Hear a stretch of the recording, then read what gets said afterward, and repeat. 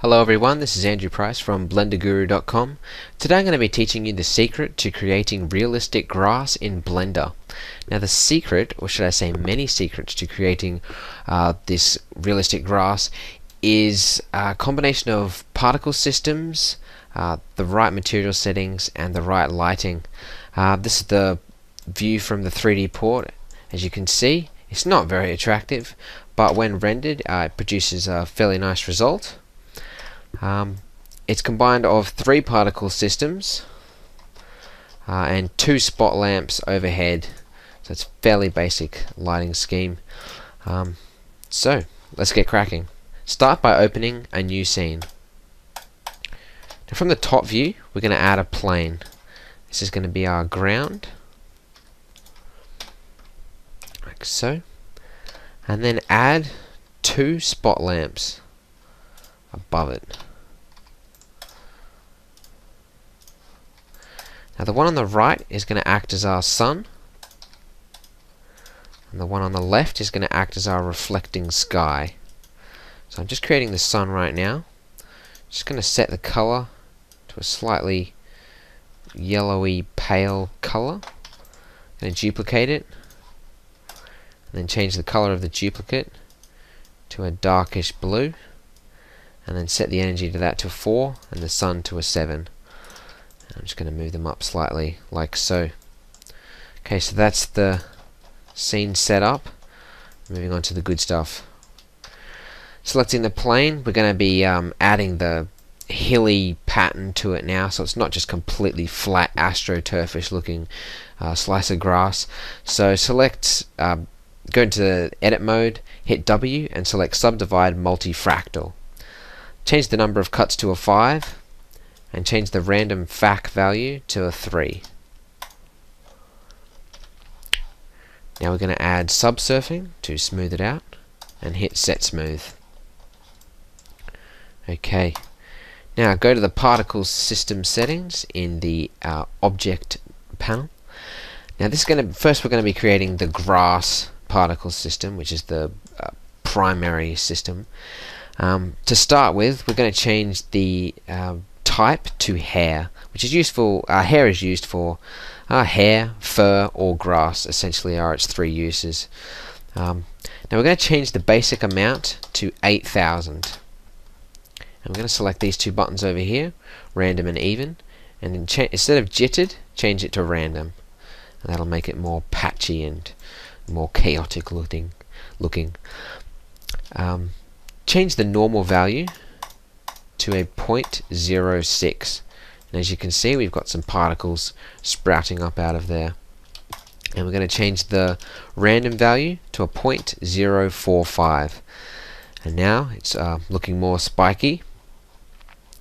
Now one of the things I learned is to create it particles so that it starts at the base and then as it gets towards the top smooths out. This is done by achieving this is achieved in Blender by changing the brown value down here, and we're going to change this to a 0.07. And as you can see, it's looking smooth and very random and very close to actual grass, in fact. So it's perfect for what we need. And we're going to change the dampening to a 0.160, and that'll just make it more curved towards the top and decrease the height of it essentially. Now moving over to the visualization box, change the render steps to 2, increase the random variation length to maximum, so we get random sized blades of grass. Select B-spline to make them more smoother, and hit strand render, so we know so that it's rendering it with strands. And we're going to change the material number to 2. And we haven't set out the materials yet, but the first material is going to be the ground, the second is going to be the grass, the third is going to be the long grass. So this is just the grass, that's going to be 2 at the moment. And we're going to hit color, so it uses the material settings, and we're going to hit emitter there as well. Now moving over to children. It took me a while to understand exactly what children were, so I'll just explain it in the way I've picked it up. When the number we've entered over here, 8,000, is the number of particles that Blender has to physically try and calculate using physics and a lot of CPU processing time when we hit render. So when you hit render, it'll come up with setting up scene. That's when it's calculating the particles. The higher that number, obviously, the more Blender has to calculate. So using children is a way of faking it. So if we, in the children panel box there, change it to faces instead of none, as you can see, we've got a lot more particles that have appeared. Now what it's doing is it is creating children particles which are parented to one of these 8,000 particles. So for each one of those particles that our Blender has calculated, of the 8,000, it is creating 100 children particles next to it.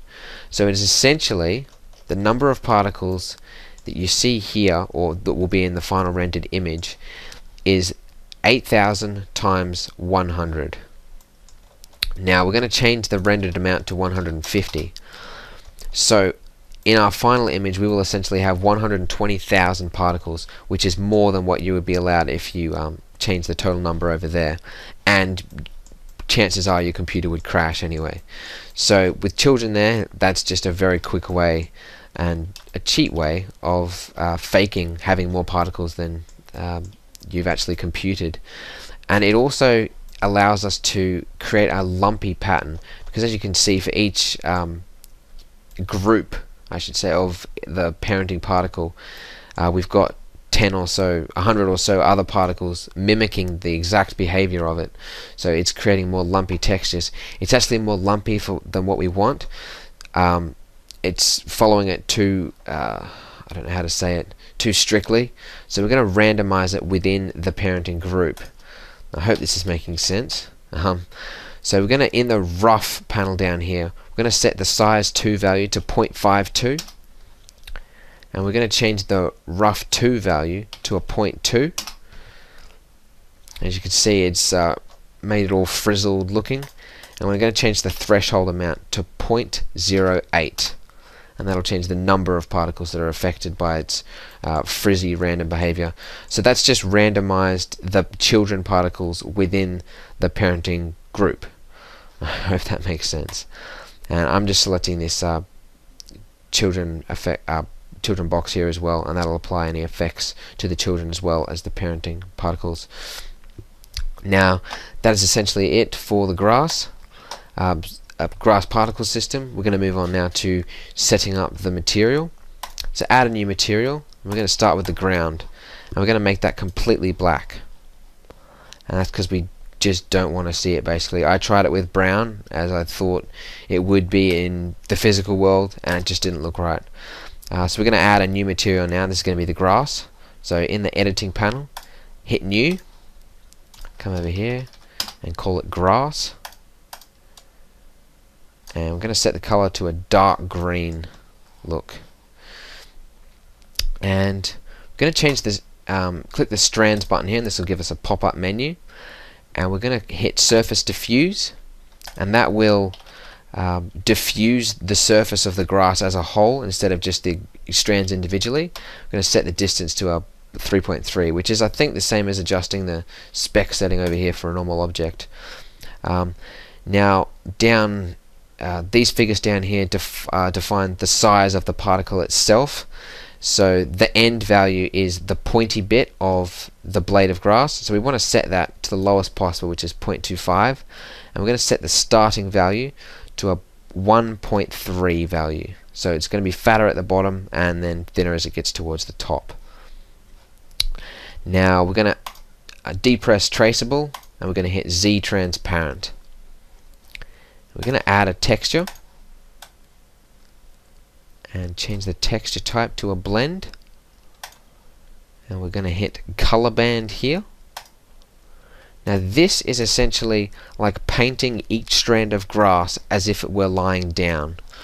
One of the secrets to creating realistic grass is that when a normal, I think originally this before colorband was around, or before this technique was allowed, grass looked fairly fake because it appeared suddenly just straight out of the ground and then stopped. So you basically just got this really spiky, harsh looking grass that just looks very unrealistic. So this is a way we're going to fake it. We're going to be fading out, so it's going to start softly at the bottom and then it's going to fade out towards more towards gets there. It's going to fade out more as we get towards the top. So I've just added 5 points here, and we're going to be changing the values of each of these points. So the first value is black, and we're going to set it to 0. That's just default. I'm going to change the second one to a black as well, and change the alpha to 0.9. I'm just holding down control, by the way, just to make it easier for the slider value. Now for the second one, we're going to set it to a muddy green color.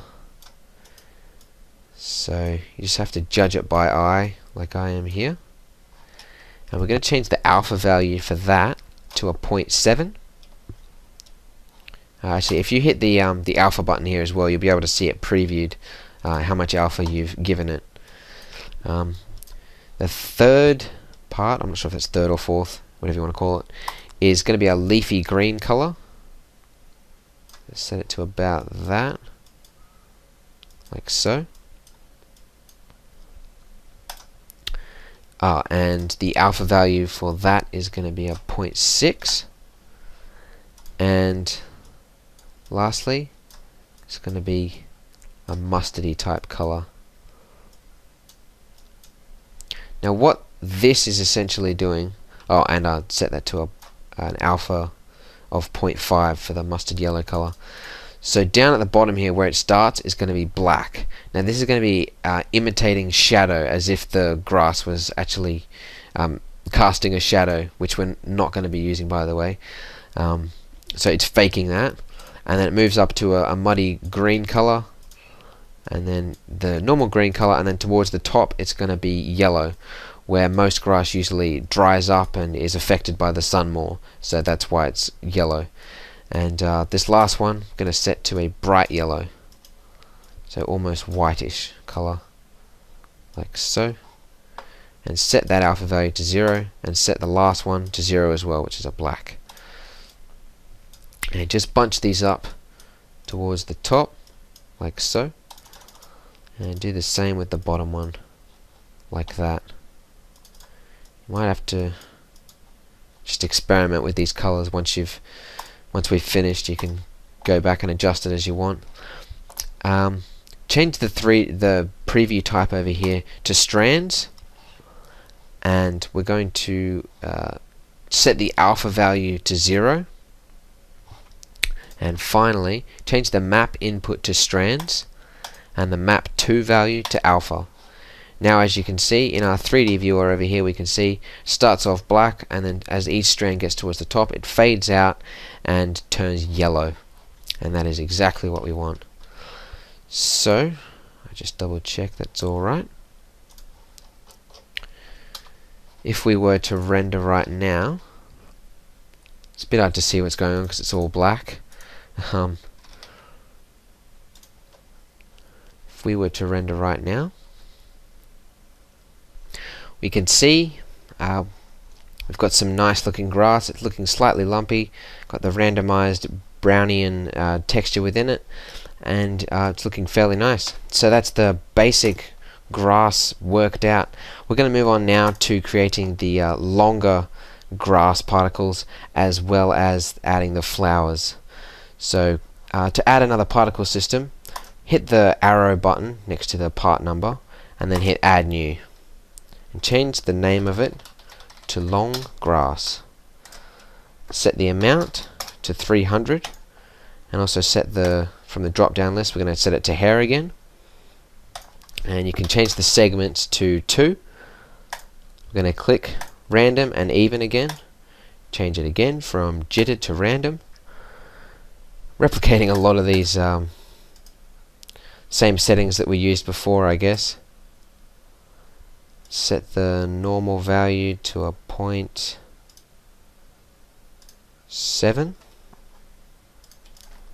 And I think I'm going to change the randomness to a 0.01. I want them sticking up mostly straight because they're long, but it's up to you. And hit strand render, and also for the render material, I'm going to set it to 3, because as I mentioned before, it's going to be using the third material. So we can leave that. Oh, and set the actually, no, we'll leave the children. I think we add it for that, that's right. Okay, so as we did before, add a new material, change it to long grass, the name. Now, we're not going to be changing the color of it there, but before we start, we're going to be altering the texture like we did over here before, but we need to make it a single user, so click the number next to it, and that's very important, or else we'll be mucking up the grass that we just set up. Now we can leave the alpha values the way they are. Basically, we're just going to be making these long pieces of grass almost as if they died out, so giving it a, so it's going to be basically a everything looking rather yellowy and white looking, as if all the color's been flushed out of it from floods and rains and sunshine and what else, I don't know, I don't go outside very often. So just like so. Oh, and that is basically it for the long grass. I can change the name of that. Now we're going to move on to the flowers finally. Now for the flower, I've just added another particle system as well. Just going through this rather quickly. For this tutorial, I'm not actually going to be covering how I made the flowers themselves. I'll just show you them here. It's fairly simple. It's a cylinder which I have scaled upwards, and then using a plane I've just modeled. It's not even well modeled. The petals are overlapping each other and there's just yellow bud thing in the middle. It's not going to be used for close-up, so it just has to look right from the top, and they're going to be fairly tiny. So once you've got the basic shape of a flower, I have duplicated it, changed the colors a bit, given some of them a slight curved shape, and so I've got, how many is there? Four different flowers, each with different random variations, and I've assigned them to the same group. So to do that, once I've got the object, I've gone to the object panel, I've clicked add to group, add new, and then I've just created a name, flowers, and I've added them all to that same group. And that's what we're going to be using for the particles, as you'll see in a second. So with our particle system flower set, we're going to change the amount to 300, and the visualization we're going to set from path to group, and type in flowers into the group box. Now you can't see them yet. Oh, and also select pick random, and that will choose randomly one of the 4 in the group. You can't see it yet because the tangent value seems to define how big the flowers appear in the scene. I don't know why, but it only seems to do affect it a group visualization. That seems to be the only setting for it. Anyway, I'm going to set the tangent to a 0.1 setting. And that, if we zoom in, has given us some flowers, as you can see. I hope you can see. They're rather evenly spaced out. That's because I haven't hit these 2 buttons here as well. And as you might have guessed, select the distribution to random. So now they're everywhere.